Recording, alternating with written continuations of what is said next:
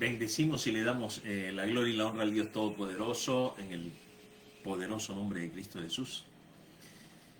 Gracias Dios y gracias Señor por este tiempo oportuno, por este tiempo maravilloso en el que como hijos congregados en Cristo, Señor, por este medio nos podemos encontrar nuevamente para poder compartir acerca de esa medida de vida, acerca de esa medida de gracia, esa medida, Señor, de luz que ya habita en nosotros y que ya ejerce gobierno en nuestra alma, en nuestro corazón, por medio de tu Santo Espíritu. Te bendecimos, Señor, en esta hora. Te damos gracias. Gracias por cada vida, gracias por cada corazón. Gracias, Señor, por cada una de las personas que disponen su corazón y disponen su tiempo para poder ser edificados por esta palabra. En el poderoso nombre de Cristo Jesús. Bendito y bendito es tu santo nombre, Señor. En el nombre de Cristo Jesús. Bien, quiero saludar antes de empezar. Por aquí veo conectada a Shirley Guerrero Batista. Dice que está viendo el video. Saludos para Shirley. Saludos desde donde se esté conectando.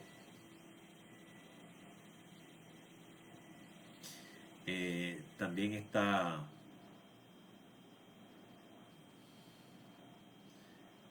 Yango Ustari Daza.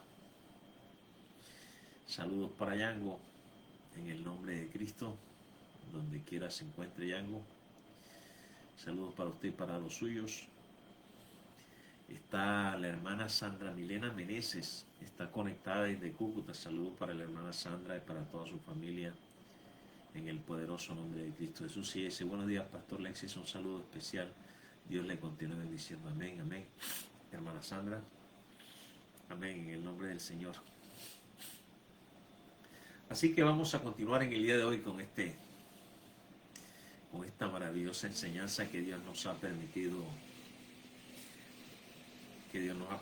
compartir por este medio, ¿verdad? Con todos y cada uno de ustedes en el poderoso nombre del Señor. Así es que espero que estén ahí conectaditos conmigo y no se me pierdan. Estamos viendo una serie de enseñanzas que llevan por título La provisión y el propósito de Dios. Ese es el título de esta serie de enseñanzas. Tienen que ver con la provisión y el propósito de Dios.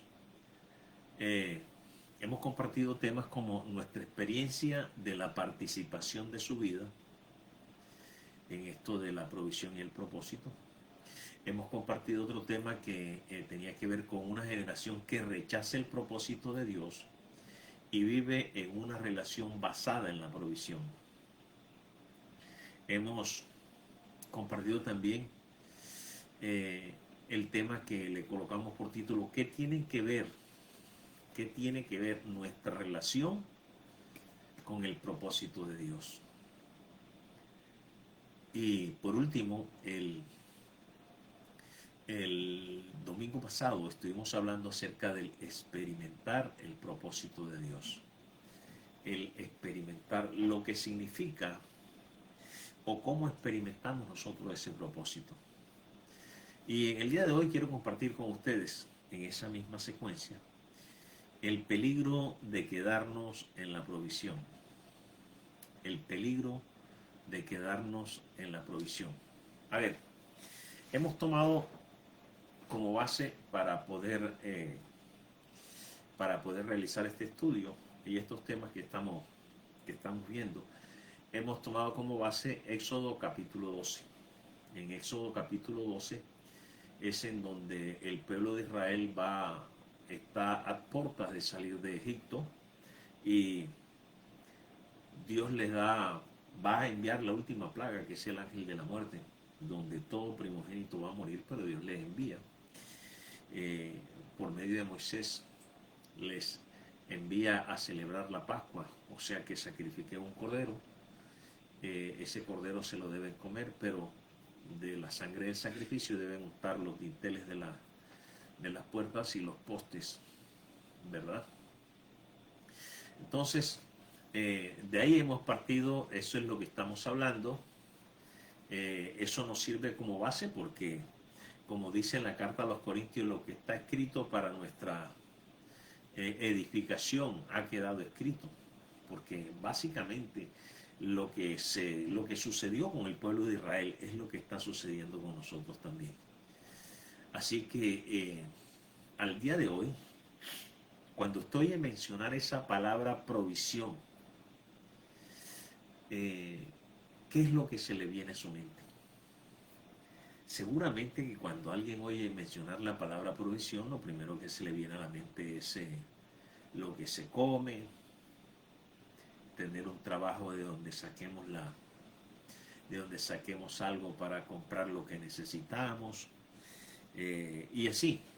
Es decir, la palabra provisión para el cristiano común y corriente siempre está asociada a lo material y a lo natural. Repito,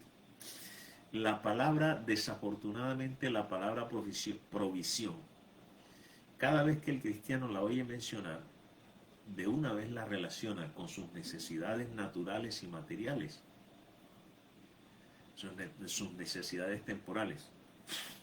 Nunca es la provisión relacionada con las necesidades eternas, aquellas necesidades que son imposibles satisfacerlas para nosotros.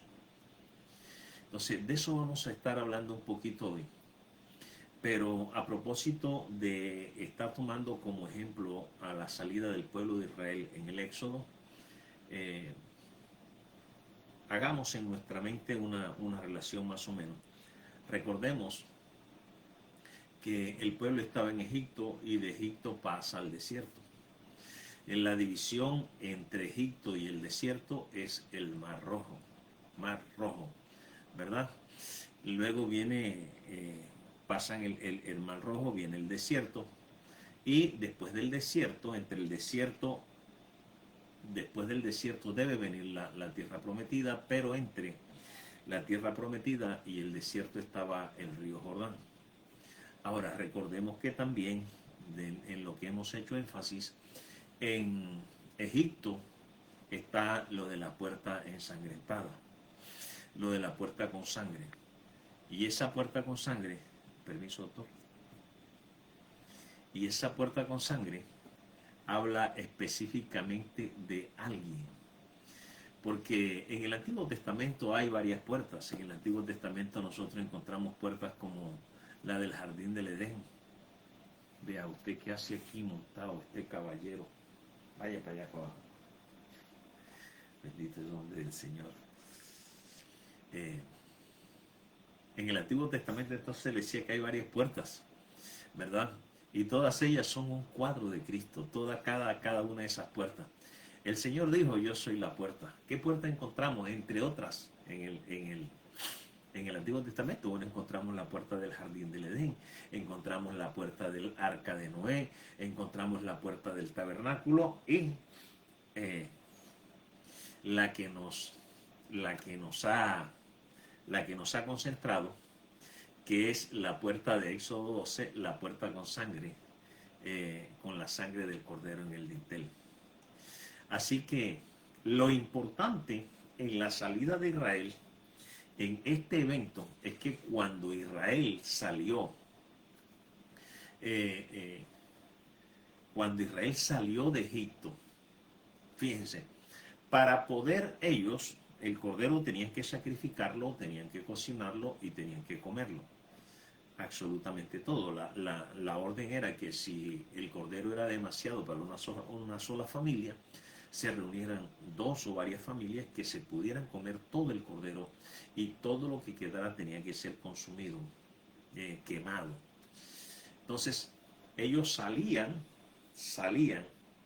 y cuando ellos salían, el padre de familia venía y pintaba los dinteles con la sangre y ellos entraban. Este es algo simbólico. Ellos entraban a la muerte de ese cordero. Entraban a la muerte de ese cordero. Entonces, cuando Israel cruzó la puerta, la puerta con la sangre del cordero, entraron muchos y por la mañana salió uno solo. Salió uno solo como un nuevo hombre. Y Dios le llama en las escrituras al que salió a Israel mi hijo. Este es Israel mi hijo, mi primogénito. Éxodo 4:22, ¿verdad? Eh, eh, este es Israel mi hijo, mi primogénito, dice el Señor. Entonces, esa es la comprensión de Dios de lo que salió de Egipto. Para Dios no salió, perdón, Que dices que si de pronto se corta la luz porque estamos de la aire, están trabajando afuera. ah, bueno, me acaban de anunciar que los señores de aire están trabajando por aquí, que son los de la electricidad. Si tenemos algún corte, no se preocupen, arrancamos nuevamente. Eh, Normalmente no creo que tengan que suspendernos la luz porque eh, por aquí casi nunca, a menos que estalle un transformador de eso. Pero bueno, cualquier cosa puede pasar, así es que no nos preocupamos. Entonces, esa es la comprensión que Dios tiene con respecto a esta puerta ensangrentada. Entraron muchos y por la mañana salió uno solo, ¿verdad? Es decir, Dios trajo mucha gente a la muerte para luego sacarlos a la vida. Dios trajo mucha gente a la muerte para luego sacarlos a un propósito. Y vamos a tener esto en mente. Mucha gente los trajo Dios a la muerte para después sacarlos a la vida. Y mucha gente los trajo Dios a la muerte, los llevó Dios a la muerte para sacarlos a un propósito. Él no los sacó solamente por sacarlos, o Él no los sacó porque ellos estuvieran pasando una mala situación. El pueblo de Israel no fue liberado de la esclavitud de Egipto sencillamente porque estuvieran pasando por una mala situación. Ellos fueron sacados, ellos fueron liberados porque Dios tenía un propósito en mente. No se le olvide eso. Dios tenía un propósito en mente. No se nos puede olvidar eso porque cuando estamos hablando de la salvación, y básicamente comencemos a hablar de estas cosas aquí, la salvación, para poder tener la salvación, Dios tuvo que haber dado una provisión. Se necesitó una provisión para la salvación. Ustedes saben perfectamente que la provisión que Dios dio para la salvación se llama Cristo. Ahora, cuando estamos hablando de la provisión, yo no quiero que, como en estas últimas enseñanzas se ha venido haciendo énfasis acerca de quedarnos nosotros en la contemplación y en la espera permanente y el vivir alrededor de una provisión que normalmente es natural. La provisión en sí no es algo malo, nunca, la provisión no va a ser nunca algo malo, pero hay que tener en cuenta para qué es la provisión. Porque la provisión es para llevarnos a un propósito. Repito, Dios sacó al pueblo de Israel, lo sacó de la esclavitud, Dios lo sacó de la muerte, Dios lo trajo a la vida, pero lo trajo con un propósito. Ahora, igualmente ocurre con nosotros, pero para poder sacarlos, Dios tuvo que dar una provisión. En aquel caso fue un cordero natural, porque son cosas naturales. Estamos hablando de lo natural y en ¿cómo se llama esto? Y en lo que sucedió en Israel para salir de Egipto era algo que estaba sucediendo en lo natural. Ahora, lo malo de lo que vengo diciendo con respecto a la provisión es quedarnos nosotros en la provisión. Lo malo acerca de la provisión es que nosotros nos quedemos allí, que nosotros acampemos en una relación con Dios basada en la provisión, en una relación con Dios basada en nuestras necesidades, basada en lo que a nosotros nos hace falta.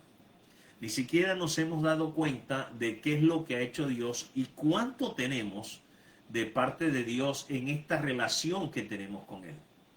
Entonces el pueblo ignora totalmente este tipo de cosas, que nuestra relación con Dios no debe estar basada en la provisión que recibimos de Dios, ni siquiera la que tiene que ver con lo eterno, tiene que ver con el propósito.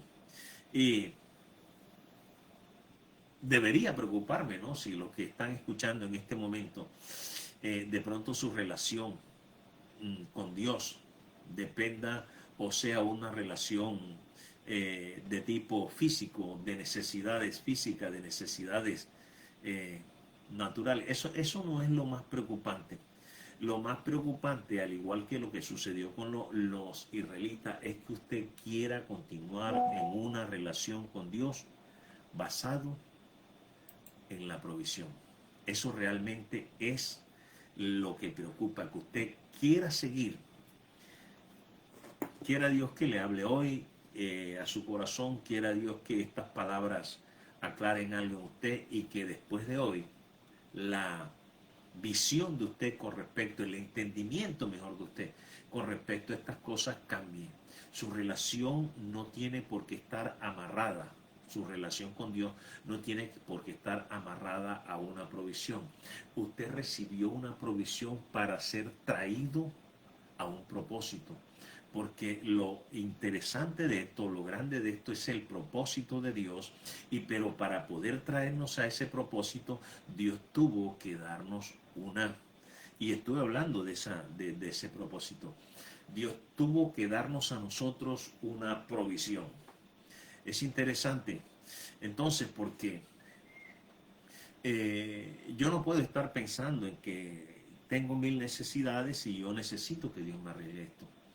Yo estoy orando y necesito que el resultado de mi oración sea la respuesta de Dios con respecto a esto, con respecto a esto, con respecto a lo otro.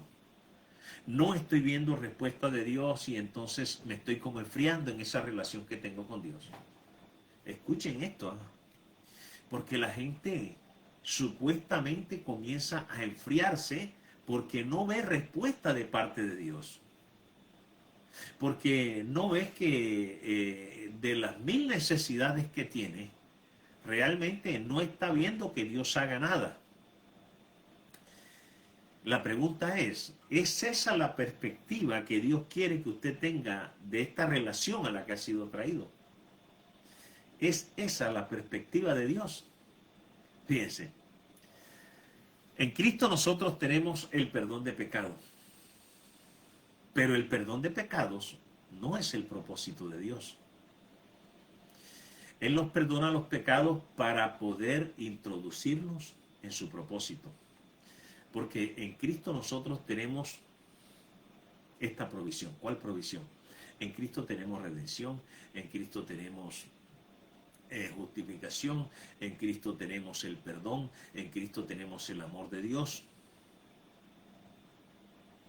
En Cristo tenemos una relación con Él como nuestro Padre. Todas estas cosas se llaman provisión espiritual. Pero solo eso, cosas que Dios nos da porque las necesitamos. La vez anterior dije que nosotros tenemos necesidades que fueron creadas por el pecado, que Dios trató con ellas en la salvación, pero que la salvación es mucho más grande de lo que Dios nos da para tratar con nuestras carencias. La salvación es mucho más grande que lo que Dios nos ha dado para tratar, lo que Dios nos está dando permanentemente para tratar con cada una de las cosas que nos hace falta. Yo colocaba un ejemplo y voy a ser un poquito más, ¿cómo será claro en esto? Hablaba de un hombre que, no pongo el ejemplo mío porque yo no tengo niños ya pequeños, pero asumía que un hombre tenía un hijo pequeño y él un día se levanta con el propósito de llevar ese niño a divertirse y a comer a un centro comercial, a un mall, ¿verdad? Entonces tiene el niño listo y lo lleva y lo va a llevar, pero cuando el niño va a salir, resbala y se cae en un charco que está ahí en un barro que hay ahí a la salida de la casa y queda completamente sucio. Entonces, eso va eso va a impedir de que el hombre siga con el propósito. El hombre va a suspender un momento y se va a ocupar de lo que acaba de suceder con esa persona, de lo que acaba de suceder con el niño. Lo tiene entonces que regresar, le tiene que quitar esa ropa sucia de barro, lo tiene que bañar, lo tiene que llevar a la tina, no sé si de pronto le haga espuma, lo bañe. Es decir, va a llegar un momento en el que está haciendo una cosa que para el niño eso es lo más fascinante. Que lo bañen, que lo metan en su tina, que haga espuma, que él se ponga barbas con la espuma, que él se ponga una peluca con la que él haga cosas que él le quiera hacer al que lo está bañando, etcétera, etcétera. Después sacarlo de ahí, ponerle una ropa diferente, una ropa limpia, y entonces sí volver al propósito, ¿cuál? El de ir para donde iban a hacer lo que iban a hacer. Eso es lo que ha sucedido con nosotros. Nosotros tuvimos esa caída en Adán, y Dios nos ha tenido a nosotros que lavar, nos ha tenido que limpiar, nos ha tenido que bañar, pero a nosotros nos ha parecido que esto de Dios limpiarnos, de Dios volvernos de Dios colocarnos otra ropa, de Dios hacer esto, la gente ha pensado, hemos llegado a creer que eso es todo lo que tiene que ver con la salvación. O sea, para eso nos sacó Dios. Este va a ser un proceso en donde Dios va a estar de aquí hasta allá, hasta el día que partamos de este mundo. Que Dios va a estar haciendo esto, que Dios nos va a estar lavando, que Dios nos va a estar limpiando, que Dios va a estar haciendo eso. Y nosotros nos hemos entretenido en eso. Y todo lo hemos concentrado en eso. Y la teología la hemos encaminado a eso, y lo que nosotros le enseñamos a la gente tiene que ver exclusivamente con ese tipo de necesidades de allá y con ese tipo de necesidades acá. Entonces, de acuerdo a cómo Él te va limpiando, entonces tú vas obteniendo esto otro. Eso no tiene nada absolutamente que ver con el propósito de Dios. El papá tuvo que bañarlo, tuvo que devolverse, tuvo que cambiarlo, buscar agua, lavarlo y hacer todo lo que hizo y ponerle ropa limpia para poder seguir con el propósito. En nuestra caída, Dios tuvo que hacer todas esas cosas, y de hecho en nuestro espíritu, en nuestra mente, lo está haciendo. Nos está mostrando ese tipo de cosas de lo que ya Él ha hecho en nosotros, pero lo que Dios quiere que nosotros recordemos, que nosotros entendamos, es que nos está encaminando a un propósito. Su propósito, la Biblia le llama propósito eterno, y el propósito eterno tiene que ver con que Cristo sea visto en cada uno de aquellos que han sido redimidos por su sangre, que cada uno de aquellos que han sido redimidos por la sangre de Cristo sean la expresión de Él, sean la manifestación de Él, pero no porque lo aprendan a hacer, sino por cuanto el Espíritu de Dios va a producir en ellos. Eso de lo que estoy hablando. De eso he venido hablando bastante. Entonces, la provisión natural es maravillosa, la provisión natural es buena, pero espiritualmente hablando, la provisión eterna es mucho mejor. O sea, hay una provisión natural y hay una provisión eterna. Pero la provisión eterna es mucho mejor, incomparablemente mejor que la provisión natural. Porque, y es mucho mejor porque la provisión eterna es Cristo dado a nosotros como nuestra vida. Esa es la provisión eterna. Cristo dado a nosotros como nuestra vida. Eh, Eso es mucho mejor que a que Cristo nos haga un milagro, nos sanó de un dolor de cabeza, nos concedió, nos dio la oportunidad de conseguir un almuerzo. Eh, el Señor puede hacer muchas cosas y puede hacer ambas cosas, ¿verdad? Pero una de las dos es mejor que la otra, infinitamente mejor. Las dos son provisión, pero más allá de la provisión está el propósito. El propósito, cualquier cosa que Dios te dé, cualquier cosa que usted reconozca que viene de Dios, Dios lo está haciendo para encaminarlo a su propósito. Así que la mejor parte de nuestra salvación no se trata o no trata con las necesidades creadas por el pecado. La mayor parte de lo que tiene que ver con nuestra salvación no trata solamente con las cuestiones que tienen que ver con las necesidades creadas por el pecado. Porque al tratar el pecado, el trato con el pecado no es el propósito de Dios. Dios trata con el pecado para poder llevarnos al propósito. Repito, insisto, voy a seguir insistiendo hasta que esto le pueda quedar claro en el corazón a alguien. El propósito no es lo que Dios nos da, sino la razón por la cual Dios nos la da. Eso es lo que es el propósito. Tengo un acompañante aquí, gatuno, que se la pasa, ya se salió. Así que hemos visto en la historia de Israel cómo ellos salieron de Egipto y cómo Dios les dio muchas cosas en el pacto. Fíjense ustedes, yo creo que si hay un pueblo que literalmente haya visto el poder, la mano poderosa de Dios obrando, fue el pueblo de Israel, aquel Israel que salió de Egipto, aquel Israel del cual habla la Biblia. Es diferente al Israel de ahora, ¿verdad?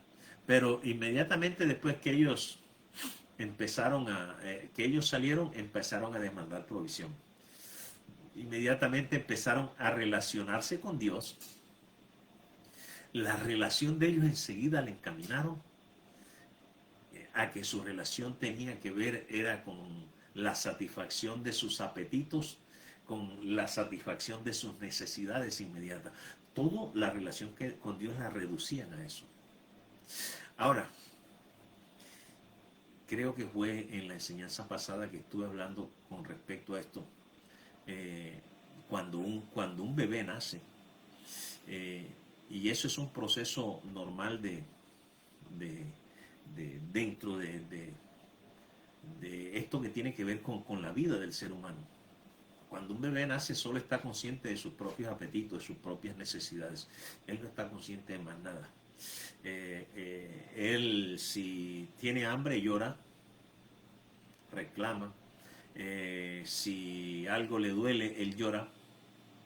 Si algo le fastidia, él llora. O sea, él se relaciona con las personas que tienen alrededor, papá y mamá, es por medio de las necesidades que él tiene. Cuando él nace, cuando él está recién nacido, bueno, ni siquiera conoce a los padres. Todavía creo que no alcanza a ver muy bien claro cuando nace. Entonces, eso no está malo de que el bebé nazca así. Cuando nosotros llegamos a la vida espiritual, llegamos en las mismas condiciones. Somos bebés espirituales, pero no es normal que ya hayan pasado tiempo y tiempo y tiempo y nosotros sigamos relacionándonos con Dios por medio de nuestras necesidades.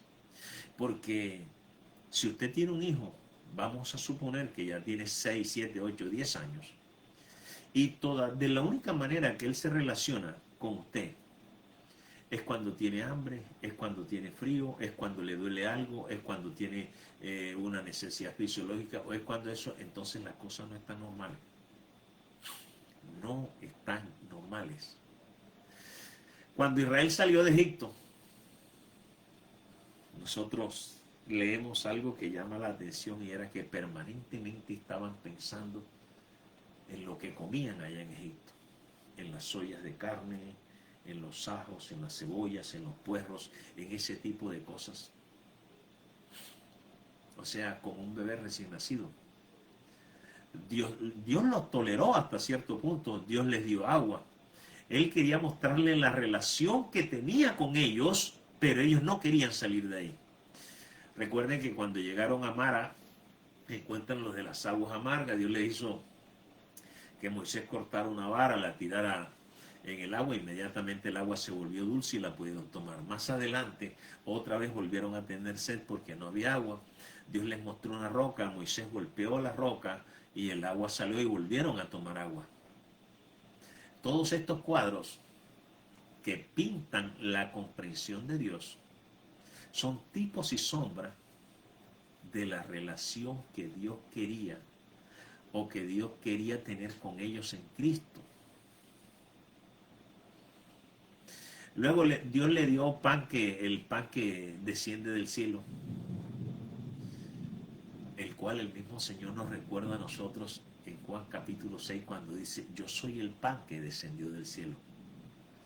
Entonces, fíjense, Dios trató de quitar de sus corazones ese ensimismamiento que ellos tenían solamente en la provisión.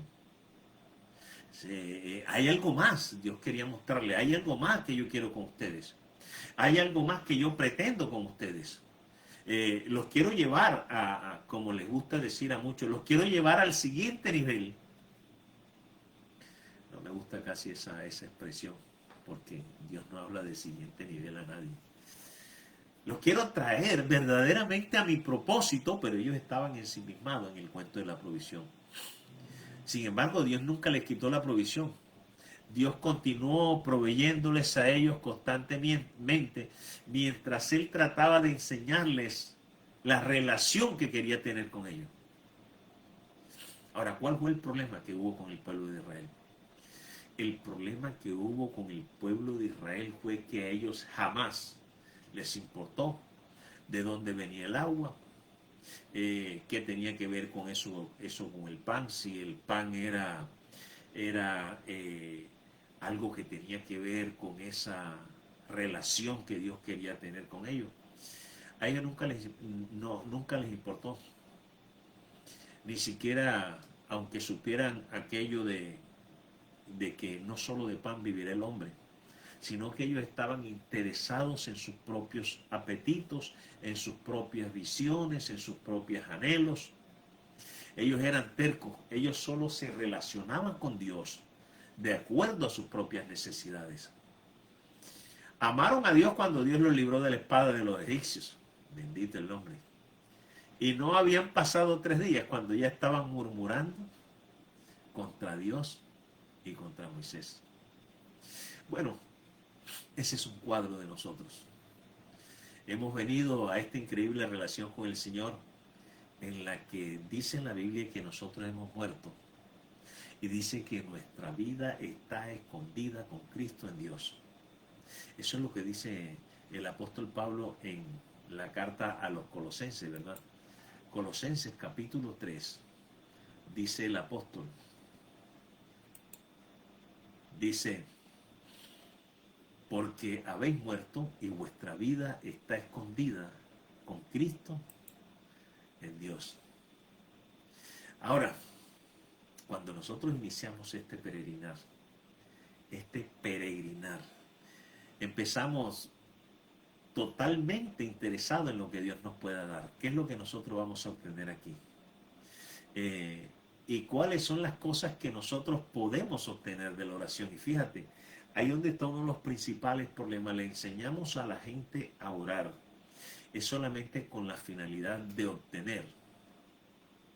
eh, ¿cómo se llama? Lo que se llama la satisfacción de necesidades personales, de necesidades. No está malo, pero ese no debería ser el enfoque. Hay que enseñarle a la gente que la oración tiene que ser el fruto de una relación que se tiene con el Señor.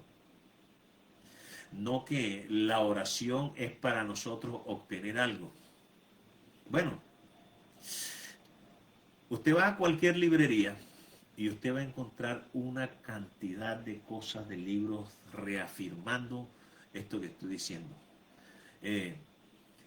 Va a encontrar libros que tienen títulos como cómo obtener cosas de Dios, cómo hacer que Dios nos ame, cómo hacer para que Dios haga mi negocio exitoso, cómo ganar amigos, cómo obtener los milagros de Dios, cómo puedes arrebatar tus milagros por medio de la fe, etc. Esos son los títulos que nosotros encontramos, y parecería que la vida cristiana solamente tiene que ver con obtener de Dios la respuesta de necesidades naturales, y como si Dios no tuviera ningún propósito de Él. Es increíble que nosotros pensemos así. Vamos a suponer que Dios lo sana a usted. La pregunta es, independientemente de lo que tenga usted, si Dios lo sana a usted, ¿eso es un fin en sí mismo o es un medio para un fin? La respuesta es un medio, y siempre ha sido así. El hecho de que Dios sane a alguien no es un fin en sí mismo. Es como la oración. La oración no tiene poder en sí misma, o no es oración en sí misma, a menos que tenga que ver con lo que a ella le da significado. Entonces, ¿cuál es el fin? ¿Cuál es hacia dónde nos está dirigiendo Dios? Escuche lo que le voy a decir. Dios lo toca a usted en la tierra para traerlo a una realidad puramente celestial. Dios nos toca en la tierra para traernos a una realidad. O sea, cuando Dios te toca por medio de un milagro, el que sea, tú no te puedes quedar mirando el milagro. Usted tiene que buscar detrás de eso que hay algo mucho más grande. ¿Por qué Dios hizo ese milagro a usted? Porque Dios lo sanó, porque Dios te ayudó con la consecución de algo, porque Dios hizo que entraras a algo, porque Dios quiso que avanzaras en algo. No te quedes solamente con eso. Encontramos gente enseñando sobre experiencias personales en los púlpitos, y los púlpitos no están para enseñar experiencias personales. Dios opera en cada uno de nosotros de formas diferentes. Nosotros no somos el modelo se llama Cristo. Ni siquiera los que están en la Biblia. Los modelos nuestros no son David, no son Abraham, no son Eliseo, no son Juan Bautista. Esos no son nuestros modelos. Nuestro modelo se llama Cristo. El carácter de Cristo, la vida de Cristo, eso es lo que Dios forma en nosotros. Los otros solamente son personas en las que había algún destello de lo que Dios quería mostrar de Cristo. Destellos. Aún en David. Destellos. Hay gente que quiere tener el carácter de David, pero ¿cómo así? Dios no ha mandado a nadie que tenga el carácter de David. Dios ha mandado a que tengamos el carácter de Cristo. Porque al que está formando en nosotros no es a David, sino a Cristo. Eso tiene que ser claro. Entonces, cuando Cristo vino a la tierra y la tocó, ellos vieron las señales del reino de Dios. Pero yo pregunto, ¿en dónde estaba su reino? ¿En dónde estaba el reino de Dios? Fíjense que en una ocasión, después de hacer milagros y señales, el Señor dijo, Mateo 12:28, ciertamente ha llegado a vosotros el reino de Dios. Mateo 12:28, la parte B del versículo dice, ciertamente ha llegado a vosotros el reino de Dios. ¿Dónde estaba su reino entonces? El reino estaba en Cristo y de hecho el reino es Cristo. Repito, el reino estaba en Cristo y el reino es Cristo. Le dijo el Señor, vean, el reino de Dios ha venido. Pero después dijo algunas cosas que no les agradó a ellos. Como lo que dice Juan 47 y 48, dice, al que oye mis palabras y no las guarda, yo no le juzgo, porque no he venido a juzgar al mundo, sino a salvar al mundo. El que me rechaza y no recibe mis palabras, tiene quien lo juzgue. La palabra que he hablado, ella le juzgará en el día postrero. Ve acá, no le gustó que él dijera que él había venido a juzgar el mundo, porque definitivamente él es la palabra. Él había venido para el juicio de este ámbito natural. Para eso vino el Señor. Para el ámbito de este juicio, para el juicio de este ámbito natural. Juan 12:32 lo que dice el Señor es, si yo fuere levantado de la tierra, a todos atraeré a mí. A todos atraeré a mí. Pero en 2 Corintios 5:14 dice, el amor de Cristo nos constriñe pensando esto, que si uno murió por todos, entonces todos murieron. Y dice el Señor, cuando yo sea levantado, voy a traer a todos los hombres a mí mismo. Él es el juicio de todo, para luego llevar en sí mismo, llevarnos de regreso al Padre. O sea, Cristo no nos viene a destruir a nosotros. Cristo no viene a acabar con nosotros. Cristo lo que viene a hacer es a quitar de nosotros lo que tiene que quitar, porque Él es la provisión para poder sacarnos de allá, a donde nosotros estábamos, para Él poder traernos. Él nos lleva a su muerte para después traernos a la vida de Dios. Eso es lo que hace el Señor. Él es el juicio de todos, para después llevarnos en sí mismo. Y yo, si fuere levantado de la tierra, a todos atraeré a mí mismo. ¿Para qué nos va a traer a sí mismo? Dice, nadie viene al Padre sino por mí. Él es el que nos trae al Padre. Dice, en el juicio los voy a traer a mí mismo, y cuando estemos en Él, ¿a dónde nos va a llevar? Nos va a regresar al Padre. El problema con Israel fue que ellos pensaron que el propósito estaba aquí. Él tocó este mundo, Él hizo sanidades, Él hizo señales. La gente se asombró.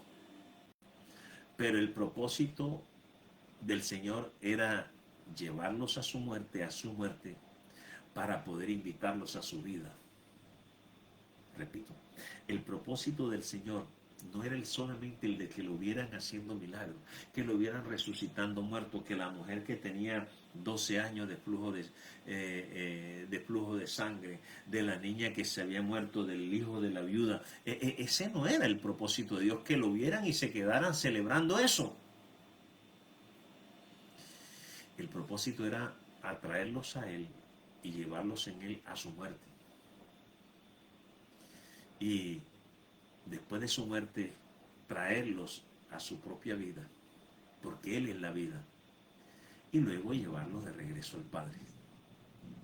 Nadie viene al Padre, dice el Señor, y precisamente ahí nos trajo. Pero es de esa manera en que el Señor nos trae, por medio de la cruz. El Señor entonces presenta la cruz, y por medio de la cruz, que habla de muerte, juntamente nos hace participar de esa muerte para después ponernos a participar de la vida y traernos al Padre. Por eso dice que nuestra vida está escondida con Cristo en Dios, porque Él es el que nos ha traído. Es el Señor el que nos ha traído al Padre, el que nos ha hecho participar de la vida de Dios. Así que lo que Israel hizo, y nosotros también, es tratar de traerlo a Él de nuevo a la tierra. Esto es una locura. Lo hizo Israel, ahora lo hacemos nosotros. ¿Y qué es lo que hacemos? Queremos traerlo de nuevo a Él a la tierra, para que Él establezca su reino en nuestras vidas naturales, en lugar de responder a la invitación del Señor y ser crucificados para el mundo y para nosotros. Esa es la invitación del Señor. Cuando Dios tocó la tierra en el desierto, y cuando digo Dios tocó la tierra en el desierto, me refiero a los milagros que hacía, las señales que hacía, permanentemente su nube ahí, permanentemente su columna de fuego ahí. ¿Para qué lo hizo el Señor? Lo hizo sencillamente para llevarlos a una experiencia mayor en la tierra prometida. Para eso lo hizo el Señor.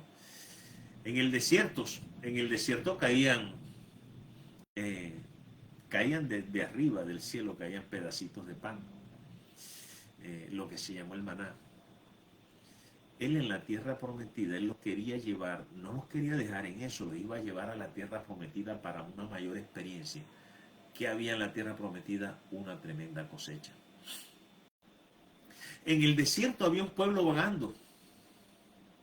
Él quería llevarlos a la tierra prometida, porque en la tierra prometida habría un reino establecido. Ellos se quedaban solamente mirando lo de ahora, igual que como lo que sucede ahora. El punto es que todo lo que hizo Dios en el desierto y todo lo que Dios hace en nosotros hoy no tiene su meta en lo natural. La meta de eso no es lo natural, que usted se quede contemplando, que usted se quede admirando, que usted se quede aplaudiendo eso. Eso tiene su meta, es en Cristo. Cristo es la meta de eso. Tiene como propósito sacarnos a una relación que está basada, o de una relación que está basada en la provisión, a una relación que esté basada en el propósito de Dios. Dios quiere edificar una vida en mí, la de su Hijo. Dios quiere edificar lo de Él en mí. Dios quiere edificar su carácter en mí. Dios quiere. El apóstol Pablo finalmente, detrás de todo esto, él decía, yo sufro dolores de parto hasta que Cristo sea edificado en vosotros. El apóstol está encaminado, está mirando, su cosmovisión tiene que ver es con el propósito de Dios. Él no está pendiente de si comieron o no comieron. Eso es importante, desde luego. Pero en todo el mundo, y cualquiera va a estar encaminado y preocupado en eso. Cualquiera que sea. No está buscando de Dios ni tiene nada que ver con Dios. Además, hasta odia a Dios. También tiene las mismas necesidades. Pero nosotros tenemos al proveedor de lo natural y al proveedor de lo eterno, pero nos queremos quedar solamente en lo natural. Y eso es lo que no nos deja avanzar. Así que lo peligroso de todo esto es que la provisión es buena. La provisión es algo realmente bueno, pero hay un peligro con ella. Y es que nos quedemos ahí. Ahora, la pregunta sería, ¿por qué nos gusta a nosotros quedarnos en la provisión? Por la misma razón que Israel amaba los milagros. Israel amaba los milagros como nada, pero no quería seguir las instrucciones de Dios, las órdenes de Dios, odiaba sus palabras. Porque nosotros nos amamos a nosotros mismos. Estamos llenos ahora hay que de autoestima, estamos llenos de amor propio, estamos llenos de una cantidad de cosas que no tienen que ver con Cristo. Pero nosotros queremos estar ahí en la provisión. Somos reyes, somos sacerdotes, somos príncipes, necesitamos una vida de esto, una vida de aquello. Definitivamente, cuando no es el Espíritu el que nos da la perspectiva de las cosas, cualquier cosa podemos decir y cualquier cosa nos podemos imaginar. El problema es que no podemos entender en nuestra mente natural, no podemos entender en nuestra mente natural una relación ni natural ni espiritual que no esté basada en nosotros mismos. Es que nosotros nos creemos el centro de todo. Y creemos que la relación que tenemos con Dios, nosotros somos el centro de esa relación.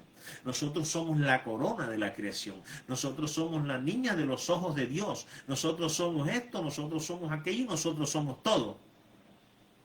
Barrabasadas. Aquí el único que es grande es Dios, el Señor. Eso es lo único que es grande en esto que estamos viendo y en esto que estamos caminando. Nosotros no somos absolutamente nada. Fíjese usted, cuando hace cualquier amenaza de la naturaleza, hacen un trueno, por ejemplo. Trueno de eso que suena estruendosamente. La persona se siente como nada, porque sabe que si eso llegara a tocar por ahí, no tendría ni la más mínima posibilidad de defenderse. Pero, entonces, eso fue lo que sucedió con Israel. A nosotros nos es imposible entender una relación natural o espiritual que nosotros no seamos el centro, que no esté basada en nosotros. Eso fue lo que pasó con Israel. No quiso dejar atrás ese tipo de relación. Por consiguiente, vagaron en sus propias ideas e imaginaciones de Dios. Y esto es lo peligroso y esto es lo que vemos permanentemente. Escúcheme, si hay alguien escuchando, escúcheme esto. Israel tenía un entendimiento horrible de Dios. Tenía un entendimiento de Dios tan malo que hasta llegaba a culpar a Dios por los problemas que ellos mismos ocasionaban. ¿Eso se parece a alguien? Hay gente que se ha enfermado por su propia conducta, por hacer las cosas mal, a pesar de que sabía que lo estaba haciendo. Y el día que las cosas no respondieron, entonces ese día se culpó a Dios. Dios, ¿por qué lo hiciste? Dios, ¿por qué permitiste? Dios, ¿por qué esto? Dios, ¿por qué aquello? Ese es el problema del entendimiento que se tiene acerca de Dios. Ahora, yo no estoy tratando de traer condenación, pero eso es lo que nosotros hacemos. Tenemos una comprensión tan desértica y tan ausente y tan carente del propósito de Dios que murmuramos contra Él. Fíjense el siguiente pasaje, para que entiendan ustedes de lo que estoy hablando. La comprensión que el pueblo de Israel tenía acerca de lo que era el Dios que los seguía, el que los estaba llevando a la libertad. Yo creo que este es uno de los cuadros más escalofriantes que hay aquí en las Escrituras. Éxodo 32:3. Entonces todo el pueblo apartó los zarcillos de oro que tenían en sus orejas y los trajeron a Aarón. Y él los tomó de las manos de ellos y les dio forma con buril e hizo de ellos un becerro de fundición. Entonces dijeron: Israel, estos son tus dioses que te sacaron de la tierra de Egipto. Impresionante, ¿verdad? Fíjense que hay una frase que se repite palabra por palabra en Segunda de Reyes 4 veces. Segunda de Reyes 12:3, Segunda de Reyes 14:4, Segunda de Reyes 15:4 y Segunda de Reyes 15:35. Y está relacionada con el rey Usías, su padre, su abuelo y su hijo. ¿Qué es lo que dice? Dice: sin embargo, los lugares altos no fueron quitados. ¿A qué se refiere esa expresión en el libro Segunda de Reyes? Bueno, los lugares altos son un término abreviado perdón, para los lugares de culto pagano. Generalmente, aunque no siempre, en las colinas o en las montañas, ellos hacían sus celebraciones. Dice que para acercarlos a sus dioses, que siempre eran dioses falsos. Esos eran centros de idolatría. Entonces, el pueblo de Israel, en ese entendimiento que tenía de lo que era de Dios, y así eso es igual hoy, ellos hicieron un becerro de oro y a ese becerro le dijeron: Israel, estos son tus dioses que te sacaron de la tierra de Egipto.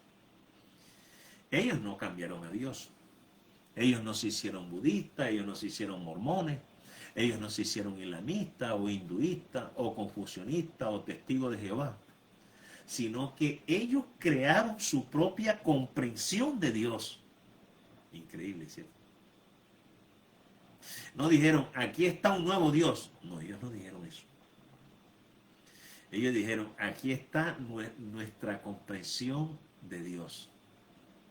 Y era un becerro de oro. Eso era lo que ellos veían de Dios, eso es lo que ellos entendían de Dios.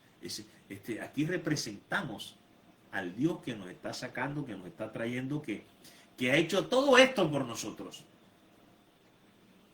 Yo creo que esta es una de las cosas que más seriamente debemos tomar, porque aunque ellos le pusieron el nombre correcto a ese becerro de oro, seguía siendo un Dios equivocado, seguía siendo un ídolo. Lo mismo sucede con nosotros, aunque nosotros le pongamos el nombre de Jesús a nuestras imaginaciones. No es Él, no es Jesús, es el Jesús incorrecto. Usted podría estar adorando a Jesús, pero si el Jesús, producto de sus imaginaciones, no es Jesús, no importa si usted lo llama por las 5 letras correctas de su nombre, J-E-S-U-S. Si lo que tiene debajo, o sea, en tu entendimiento, es un becerro de oro. Cuando Israel trató de relacionarse con Dios, de acuerdo a la comprensión que ellos tenían, escuchen que esto es supremamente delicado. Por eso la gente cuando se le dice, mire, a nadie le interesa la relación que yo tengo con Dios. A mí nadie me puede juzgar, a mí nadie me puede decir esto, porque nadie conoce cuál es la relación. Yo tengo mi relación con Dios, yo no tengo que andarle diciendo a todo el mundo. Eso es realmente delicado, es peligroso. Porque Israel una vez trató de relacionarse con Dios con base en el entendimiento que ellos tenían acerca de quién es Dios. Mira acá, a nosotros se nos ha dado el Espíritu Santo, para que el Espíritu Santo sea el que nos enseñe, para que el Espíritu Santo sea el que nos muestre, para que el Espíritu Santo sea el que nos revele a ese Dios que nosotros seguimos. No nuestra imaginación, no nuestra idea, no nuestras tradiciones, no lo que hemos oído decir siempre. El Israel que salió de allá tenía 430 años, y quizás más, de estar oyendo lo que finalmente plasmaron en un becerro de oro. Tenían 400. Pero ¿quién les iba a decir a ellos? Si ven acá, esto fue lo que pensó mi tatarabuelo, mi bisabuelo, mi otro abuelo y todos los abuelos de aquí en adelante. ¿Por qué tiene que ser eso falso? Bueno, estos israelitas tenían 430 años de estar viendo eso. Y finalmente lo plasmaron. Esto es lo que entendemos de Dios. Entonces, cuando nosotros tratamos de relacionarnos con Dios de acuerdo a nuestra propia comprensión, creamos ídolos. Ellos no estaban negando el nombre de Dios. No lo estaban negando. Y esto que les voy a decir es una afirmación muy fuerte, pero es verdad. Si nosotros adoramos al Jesús, que es producto de nuestra imaginación, no es el que nos ha revelado el Espíritu Santo, no es aquel del que hablan las Escrituras, sino que es el que nosotros nos imaginamos. Si nosotros estamos adorando a ese Jesús, realmente nos estamos adorando a nosotros mismos. La pregunta es ¿por qué? Porque ese es el Jesús de mi imaginación, ese es el Jesús de mi concepto, ese es el Jesús de mi conveniencia, mí. En última instancia, me estoy adorando a mí mismo y eso la Biblia le llama vanidad, vacío de Dios. Y esto no es algo que le sucede a algunas o cuantas personas, o unas cuantas personas, perdón. Esto es lo que sucede constantemente. Es lo que le sucede a todos, sea que nos demos cuenta o sea que no. Tenemos una montaña de imaginaciones. Bueno, yo tengo mis imaginaciones también. Y me producen un temor sano. Yo sé que todo lo que pienso acerca de Dios, que no conviene de parte de Dios y que no aparece en su luz, yo sé que es imaginación. Todo lo que yo piense de Dios, que no venga de parte de Dios y que no aparezca en esa luz de Cristo, es imaginación. No importa si lo leí en la Biblia, porque cuando yo leo la Biblia solo estoy leyendo palabras. Es que la mayoría de las cosas salen de ahí, de lo que leemos en la Biblia. Pero como no lo estamos leyendo desde los lentes y la perspectiva del Espíritu, desde la perspectiva de la luz, sino desde la perspectiva de nuestras propias tinieblas, entonces nosotros le ponemos nuestra imaginación.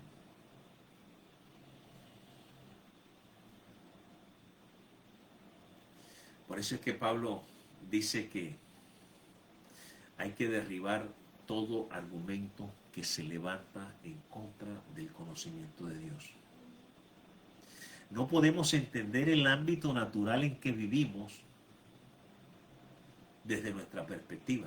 Escuchen, nosotros vivimos en el ámbito natural y sin embargo no lo podemos entender. Porque nuestra perspectiva de lo que no puede ver, nuestra perspectiva natural no puede ver lo espiritual. Y entonces lo ve vacío y lo ve sin sentido. Y eso es lo que puso al pueblo de Israel a dar vueltas en el desierto. Y eso es lo que nos pone a nosotros a estar dando vueltas, tratando de encontrarle propósito a este ámbito natural de vida.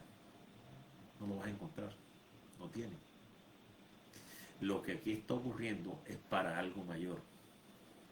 Pero usted se quiere quedar aquí, en esto. El hombre ha tratado de llenar todos estos vacíos con fama, con éxito, con dinero, otros con placer y con una cantidad de cosas. Pero cuando han llegado ahí, se han sentido más vacíos que al principio. Es que esto, aquí hemos sido traídos, pero no es para esto, sino es que para que te des cuenta que detrás de esto hay algo mucho más grande, hay algo mucho más trascendente, hay algo mucho más importante. Pero usted se ha querido quedar aquí. No se puede ver el propósito en el ámbito natural, porque no lo tiene. El ámbito natural solamente es una sombra del verdadero propósito. Las cosas que ocurren aquí solamente son sombras. Este ámbito natural no tiene propósito en sí mismo. No tiene ningún propósito ni real ni espiritual. Para entenderlo tenemos que entenderlo como la sombra de las cosas que tienen que ver con el propósito de Dios. Así que el mundo empieza a tener sentido solo cuando lo vemos como una sombra de la sustancia. La sustancia está en lo espiritual y la sustancia es Cristo. Entonces, ver la sustancia se torna en comprensión de lo que es la sombra. Cuando tú ves la sustancia, entonces comienzas a comprender, esto es solamente una sombra. Es bendito el nombre del Señor.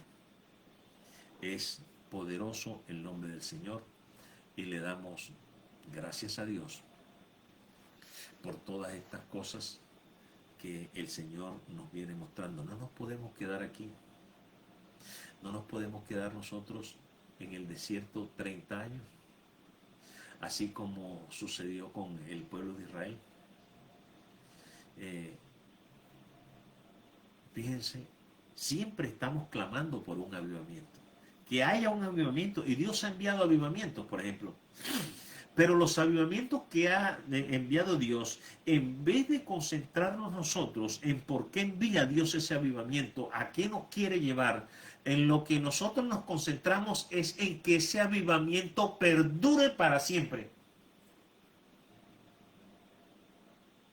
Dios va a seguir mandando avivamiento a una congregación, a un barrio, a una ciudad, a un país. Dios va a hacer eso, lo va a seguir haciendo. Pero lo que quiero que hoy entendamos es que esos avivamientos no es para que usted esté concentrado en cómo hacemos que esto perdure, sino en para qué lo ha enviado, Señor. ¿Qué es lo que estás mostrando detrás de esto? Fíjense que con el pueblo de Israel, como ellos, la perspectiva que tenían de Dios era a través de sus propias imaginaciones, y comenzaron a murmurar y a murmurar y a murmurar. ¿Recuerdan cuando estaban en el desierto que se desató por todas partes una cantidad de serpientes que mordían a los israelitas y ellos morían? Entonces, ¿qué hizo Dios? Dios le mandó a Moisés en un asta que hiciera una serpiente de bronce y la colocara en la parte alta, donde todo aquel que fuera mordido por una serpiente levantara los ojos y viera la serpiente de bronce, y cuando veía la serpiente de bronce, la persona era sanada. Pero ¿en qué terminó eso? Ellos hicieron un ídolo de esa serpiente. Y nosotros hacemos lo mismo. Nosotros tomamos un avivamiento y hacemos un ídolo de ese avivamiento. Dios toca la tierra y nosotros adoramos la manera en que Dios la toca. Así que en los avivamientos, por ejemplo, Dios hace cosas increíbles y lo hace por un periodo corto de tiempo, en una iglesia, en una ciudad. Hace cosas físicas para traer a la gente al propósito. Pero lo único que pensamos es cómo hacemos para que esto perdure, cómo hacemos para que esto demore, cómo hacemos para que esto se mantenga en el tiempo, qué podemos hacer para que no se detenga. Entonces nos concentramos en eso. Si usted alguna vez ha leído la historia de los avivamientos, en realidad son muy tristes esta historia. Viene un avivamiento y un montón de gente llega a Cristo y luego se termina. Y los cristianos se preguntan, ¿cómo hacemos para que regrese? ¿Qué fue lo que hicimos para que se fuera? Lo que pasa es que el propósito no estaba en el avivamiento. El avivamiento solamente era una invitación para traernos al propósito. Bien, le doy la gloria y la honra al Dios Todopoderoso una vez más en el poderoso nombre del Señor, creyendo en mi corazón, Padre, de que tu palabra, Señor, puede producir en el corazón de quienes la escuchen, en el poderoso nombre de Cristo Jesús, puede producir, Señor, un cambio, una transformación, puede producir un pensamiento, Señor, que los lleve a ti, que los traiga a ti, Señor, en el poderoso nombre de Cristo Jesús, a tu propósito. Bendito Dios, porque hay algo mucho más grande, Señor. Hay algo mucho más grande que las necesidades que tenemos nosotros como seres humanos, y es tu propósito eterno. Eso es lo que le da realmente significado a esto. No se trata de llegar nosotros a los pies de Cristo y de aquí en adelante andar corriendo detrás del milagro, eso va a llegar, eso va a venir. Pero el Señor dijo que esas solamente eran añadiduras y que no corriéramos detrás de eso, sino que corriéramos finalmente detrás del reino, de lo que tiene que ver con el reino y la justicia del reino. Eso tiene que ver con el propósito de Dios. Dijo, en ese mover, lo que se llama provisión va a llegar mientras te mueves en el propósito. Gracias Dios y gracias Señor en el poderoso nombre de Cristo Jesús. Recuerden que tenemos una cita los jueves 7:30 y los viernes compartimos enseñanzas, estudios bíblicos de estas cosas, de estas mismas cosas que estamos hablando aquí. Si usted está interesado en participar, escríbanos y le hacemos llegar el link de por donde nos reunimos. Así que le damos la gloria y la honra al Dios Todopoderoso en el poderoso nombre de Cristo Jesús. Quiero saludar antes de que se me vayan quienes estuvieron por aquí. A Shirley la saludé, a Yango lo saludé ya. Sandra Milena, allá en Cúcuta también la saludé, Sandra. Yurani Mora, donde quiera esté, un saludo para Yurani. Alfonso Andrade, Poncho pertenece a este ministerio, está conectada en Valledupar. Sandra Milena pertenece a este ministerio, está conectada en Cúcuta.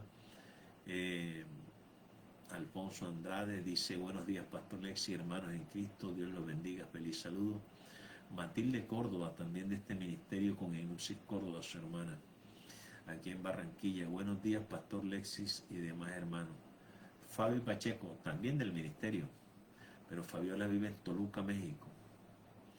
El Pastor Jimmy Díaz Vargas, saludo para el Pastor Jimmy, el gestor de la documentación de esta iglesia. Saludos para él. Chris Galvis está viendo desde dónde está. El Pastor Jimmy aquí en Barranquilla. Chris Galvis aquí. Chris Galvis no. ¿Desde dónde está escribiendo Chris? Un saludo para usted. Nuxis Córdoba está ahí. Ciertamente ya la saludé. Gregory y Yalmario Ortega. Saludos para ellos, donde quiera estén. Roxana Solano. Saludos para Roxana. En el nombre del Señor. Sandra Nuxis. Franklin Romo. Conozco un Franklin Romo. Será el Franklin que yo conozco. Saludos para usted, Franklin Romo, donde quiera esté conectado. Clar Díaz Pineda, el psicólogo Clar desde la ciudad de Santa Marta, también de este ministerio. Clar dice: hola, buenos días a todos. Nuxis, Clar Díaz, Andrés Jiménez, de este ministerio, la descendencia del ministerio, Andrés Jiménez Pacheco, Alexis Andrés, de aquí de la propia casa. ¿Quién más está por aquí? De Nuxis Córdoba me salió muchos, conectaba y se desconectaba entonces. Zuli Ramírez, saludos para la hermana Zuli. Pastora, saludos, y saludos al pastor Orielson, allá en Cúcuta. Un abrazo grande para toda la familia, para todos los muchachos, en el nombre de Cristo Jesús. Zuli Ramírez está en Cúcuta, la esposa pastor Orielson. Norberto Romero, saludos para usted, Norberto. Será Norberto el de Valledupar, de los Romeros, familia de Israel. Ciertamente, si este es Norberto, nosotros nos reuníamos a la vuelta ahí de su casa ahí en Valledupar. Jacqueline María López Andrade, saludo para la hermana Jacqueline, donde esté conectada. ¿Quién más tenemos por aquí? Amira Judith Pacheco, de este ministerio, pastora. A ver quién más está por aquí. Bueno, Fabiola dice: gracias a Dios por su palabra revelada en un hijo. Gracias, Pastor Leslie. Amén, hermana Fabiola. Gloria al Señor por este tiempo y por la vida de cada uno de ustedes. Amén y amén. Gloria al Señor.